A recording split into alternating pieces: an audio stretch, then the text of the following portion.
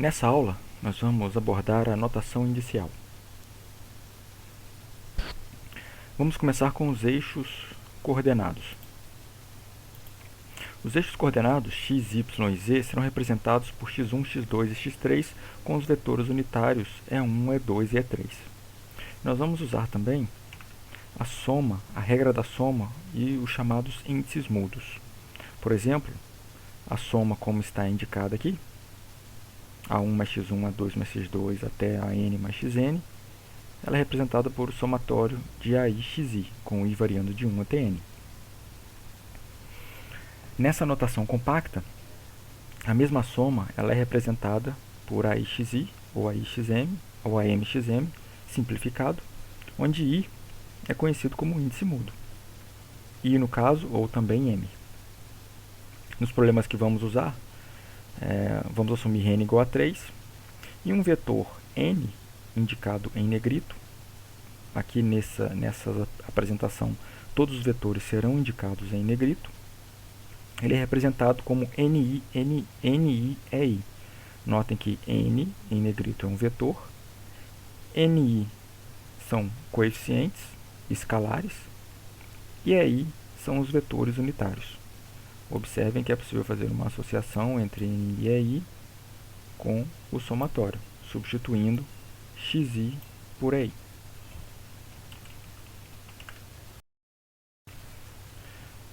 No caso de somatórios duplos, como está indicado aqui, nós temos essa condição, ou este resultado. Observem que nós temos dois índices, I e J, cada um deles variando de 1 até 3. Observem que o produto aqui nós vamos gerar 9 parcelas desse somatório. E esse somatório pode ser simplificado dessa maneira, AIJ, XI, XJ. Por outro lado, o somatório AI, BI, XI, ele não possui uma representação inicial, uma representação compacta. Neste caso aqui nós temos que manter o símbolo do somatório, uma vez que AI, BI, XI não é definido, pois aqui nós não temos um índice mudo. Agora vamos abordar os índices livres. Vamos considerar um sistema de equações como está indicado aqui, onde B1, B2 e B3 são representados por combinações lineares de A e J e XJ. Usando a regra da soma, nós podemos simplificar cada uma das equações, como está indicado aqui, usando M como índice mudo. Observem que nós temos aqui 1 e 1, 2 e 2, 3 e 3. Podemos representar cada uma das equações na sua forma compacta, onde M, observem aqui, é o índice mudo. Nós podemos ainda compactar essa equação, esse sistema de equações, escrevendo dessa maneira: BI é igual a AIM XM, onde I igual a 1, 2 ou 3. Observem que um sistema de equações pode ser escrito na forma compacta dessa forma, de maneira bastante simplificada.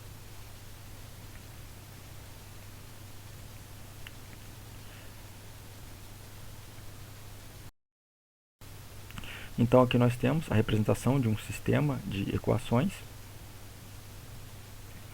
E observem que o índice livre ele aparece apenas uma vez em cada termo da expressão.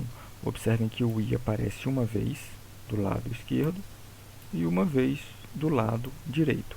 Isso caracteriza como um índice livre. Observem que o índice mudo, por outro lado, como está indicando o M aqui, ele aparece mais de uma vez no lado direito da equação. Nós podemos aqui interpretar da seguinte maneira: o índice mudo expande a equação na horizontal e o índice livre expande o sistema de equações na vertical. Existem algumas situações onde algumas expressões que não são definidas, por exemplo, AI e BJ. Embora o I apareça uma vez no lado direito e o J uma vez no lado esquerdo, essa igualdade não faz sentido no contexto inicial. Da mesma forma, T e J igual a T e K. Nós temos aqui que embora o índice I apareça uma vez em cada lado da expressão, nós temos aqui J e K, que não atende à condição nem para ser índice livre e nem para ser índice mudo. Vamos agora abordar o delta de Kronecker. O delta de Kronecker aqui, que é indicado por delta e J, representado dessa forma, é definido da seguinte maneira. O delta de J vai ser 1, se o I for igual a J, e vai ser 0, se o I for diferente de J. Então, aqui nós temos a seguinte condição. Né? Aqui nós temos quando o I igual a J, ele vale 1, e quando o I diferente de J, ele vale 0.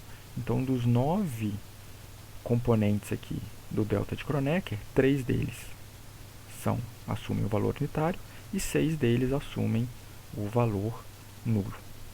Nós podemos observar que o delta II, nós temos aqui um índice mudo, né, que expande essa soma, né, delta 1 mais delta 2, 2 mais delta 3, 3, vai ser igual a 3. E neste caso aqui, o delta 1M/AM, nós podemos expandir esse somatório, como está indicado aqui. Observem que o índice livre ele permanece, que é o 1, como está indicado aqui, e o índice mudo expande essa equação. Da mesma maneira, delta IM TMJ vai ser igual a TJ. Aqui nós podemos expandir. Observem que o delta de Kronecker ele só é diferente de zero quando M for igual a I e quando M for igual a J. Neste caso aqui, o que resta, ou o que sobra, o que permanece dessas equações, né, desse sistema de equações, é o T e J. Um outro símbolo também que é importante é o símbolo de permutação. O símbolo de permutação ele vai ser denotado por epsilon e jk. Ele vai ser definido da seguinte maneira. Ele vai assumir o valor mais 1, menos 1 ou 0, se I, J e K formarem uma permutação par, ímpar ou não formarem uma permutação. Como nós podemos ler essa expressão aqui, né? O símbolo de permutação é definido como mais 1 se I, J, K formarem uma permutação par.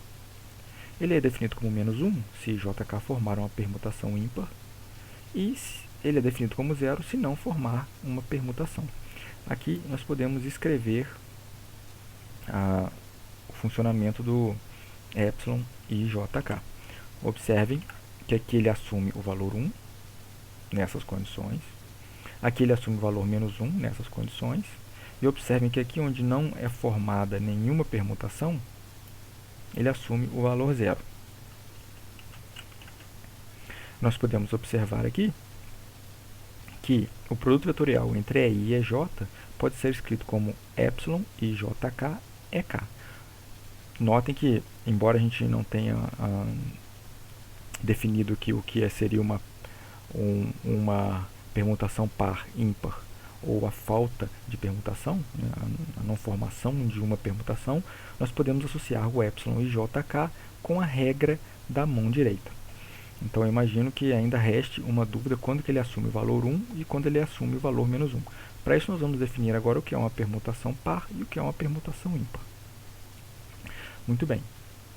Uma permutação par de 1, 2, 3 é quando eu crio uma permutação no sentido horário.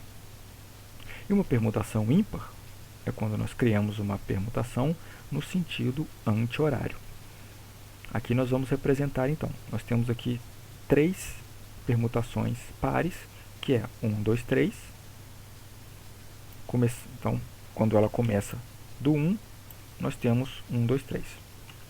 Quando ela começa do 2, nós temos o 2, 3, 1. 2, 3, 1. E quando ela começa do 3, nós temos 3, 1, 2. 1, 2, 3, 2, 3, 1, 3, 1, 2, permutação par, sentido horário. Já uma permutação ímpar, ela é percorrida no sentido anti-horário. Se nós começarmos do 1 aqui, a permutação ímpar, ela é 1, 3, 2. Se nós começarmos do 3, a permutação ímpar é 3, 2, 1.